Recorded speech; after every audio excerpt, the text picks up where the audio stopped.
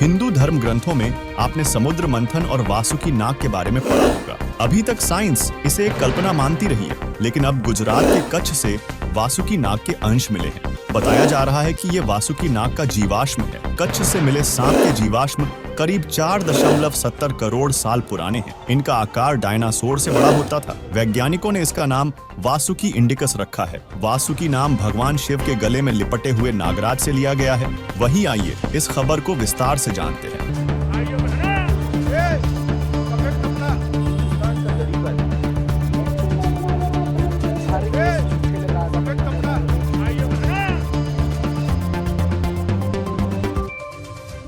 उत्तराखंड के रुड़की स्थित भारतीय प्रौद्योगिकी संस्थान यानी IIT के वैज्ञानिकों को साल 2005 में गुजरात के कच्छ की एक कोयला खदान में 27 बड़े-बड़े कंकाल के टुकड़े मिले थे। इनमें कुछ हड्डियां आपस में जुड़ी भी मिली हैं। तब से अब तक इन जीवाश्म को एक विशाल मगरमच्छ जैसे किसी प्राणी के अवशेष माना जा रहा था, मगर अब वैज्ञानिकों ने खुलासा किया है कि ये असल में दुनिया के अब तक के सबसे बड़े सांपों में से एक था। वैज्ञानिकों ने इसका नाम वासुकी इंडिकस रखा है। IIT रुड़की के पृथ्वी विज्ञान विभाग के अध्यक्ष प्रोफेसर सुनील बाजपेयी का कहना है कि 11 मीटर और 15 मीटर के बीच के ये सांप अब विलुप्त हो चुके हैं। ये टाइटनोबोआ से भी लंबा हो सकता है, जो कभी कोलंबिया में रहता था, लेकिन दोनों की रीढ़ की हड्डियों में अंतर था। अध्ययन से पता चलता है कि वासुकी इंडिकस की सबसे करीबी प्रजाति टाइटनोबोआ और अजगर है। जर्नल साइंटिफिक रिपोर्ट्स में छपी स्टडी के मुताबिक IIT रुड़की के पैलेंटियोलॉजिस्ट देवजीत दत्ता ने कहा कि इसका आकार बताता है कि यह वासुकी नाग था। धीमी गति में चलने वाला ये सांप एक बेहद ही खतरनाक शिकारी था। माना जाता है कि इनका वजन करीब 1000 किलोग्राम के आसपास होता था।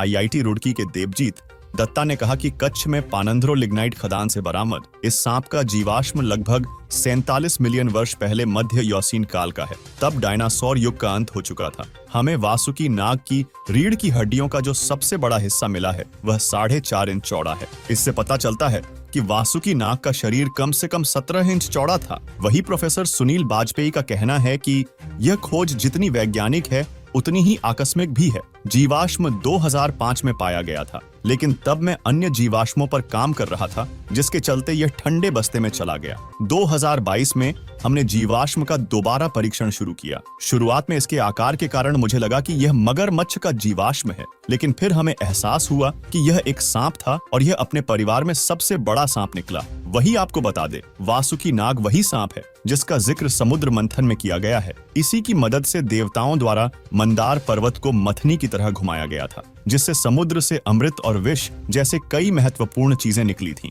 वासुकी नाग शिव की गर्दन के चारों ओर लिपटा देखा जाता है। शोधकर्ताओं का मानना है कि ये एनाकोंडा के समान धीमी गति से चलने वाला और घात लगाकर हमला करने वाला शिकारी जीव था। वही अब वैज्ञानिकों ने खुलासा किया है कि ये असल में दुनिया के अब तक के सबसे बड़े सांपों में से एक था। अध्ययन में बताया गया है कि ये कंकाल के टुकड़े पूरी तरह से विकसित वयस्क नाग के हैं। वैज्ञानिकों का कहना है कि इतना बड़ा नाग कैसे रहा होगा। इसके कई कारण हो सकते हैं। हो सकता है कि उस समय का वातावरण उनके लिए बहुत अनुकूल रहा होगा, खाने के लिए भरपूर मात्रा में भोजन मिलता होगा और फिर शायद उसका कोई शिकार करने वाला नहीं रहा होगा। बाकी क्या आपको लगता है कि ये वही वासुकी नाग है जिसका जिक्र समुद्र मंथन में किया गया है? आपकी राय हमें कमेंट में बताएं और वार्ता 24 न्यूज चैनल को सब्सक्राइब करें। आप देख रहे हैं वार्ता 24।